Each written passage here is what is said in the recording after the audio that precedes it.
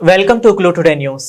వికారాబాద్ జిల్లా ఎస్పీ స్నేహ మెహ్రా ఆదేశాల మేరకు task force inspector SK Anwar Pasha మరియు వారి బృందం పరిగి పట్టణ పరిధిలో నిర్వహించిన ఈ దాడులలో అక్రమ గ్యాస్ సిలిండర్ల నిల్వ, కుళ్ళిన మాంసం విక్రయ మరియు నిబంధనలకు విరుద్ధంగా ఐస్ క్రీంల తయారీ చేస్తున్న 4 వ్యక్తులను అదుపులోకి తీసుకున్నారు.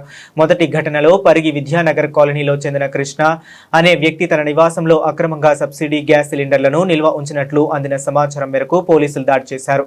ఈ తనిఖీల్లో 5 నిండుగా ఉన్న సబ్సిడీ సిలిండర్లు, 4 ఖాళీ సిలిండర్లు మరియు 3 కమర్షియల్ నిండు సిలిండర్లతో పాటు కలిపి మొత్తం 12 సిలిండర్లను స్వాధీనం చేసుకున్నారు. ఈ సందర్భంగా జిల్లా ఎస్పీ స్నేహ మెహ్రా మాట్లాడుతూ ప్రజల ఆరోగ్యాన్ని ప్రమాదంలోకి నెట్టే ఎటువంటి అక్రమ కార్యకలాపాలను ఎట్టి పరిస్థితుల్లోనూ సహించము. కేవలం లాభాల కోసం కల్తీ ఆహార పదార్థాలు తయారు చేయటం, గడువు ముగిసినా లేదా కులిన పదార్థాలను విక్రయించడం చాలా తీవ్రమైన నేరం. ఇలాంటి చర్యలు ప్రజల ప్రాణాలకు ముప్పు కలిగిస్తాయి.